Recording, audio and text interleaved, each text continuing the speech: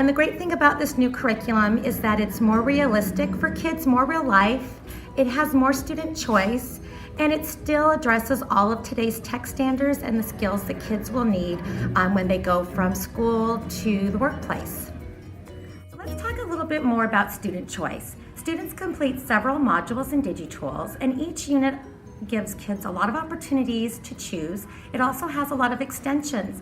So it's really great for those kids who maybe are quick learners, and it might be, I'm done now, what can I do? And rather than it seeming like, oh, just do more, they actually have choice to do some enrichment, and kids have really appreciated that. And we get to basically write about whatever we want, and we have to, with this one, we have to choose a question we don't know the answer to, and then we have to answer the question in the presentation. Speaking of DigiTools, we had the opportunity to do coding, and coding was an amazing engagement piece for our students.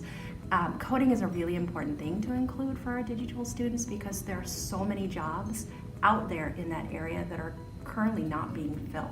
And so trying to allow students access to see that they can go into that field and be successful. All of my students really have access to coding for the first time, maybe, or those who are a little bit more versed in code take their own approach and go find some more challenging code to try as well. You place together, and it makes that code so you can make that object move forward, draw this code, place this sticker. It's fun. Bots took what they learned in code.org and had them build code for this. And so it was really exciting to see the students because they were really engaged, working together, and then they had to problem solve. So they understood from code.org how to write the code to get things to do what they wanted it to do.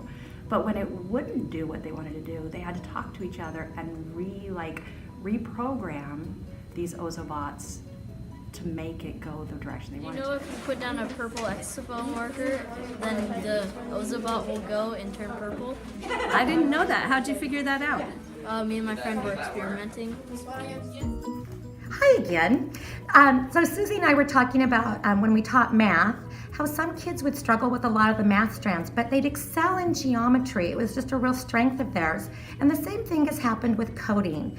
Some of the other units were more difficult for them, but they're coding superstars and have actually become leaders in the class, peer helpers, and it's been exciting too for them to see that some of the kids who so easily went through earlier modules now are actually asking them, hey, can you help me problem solve this? It's been a really great experience for those kids as well as kids who are just natural born students.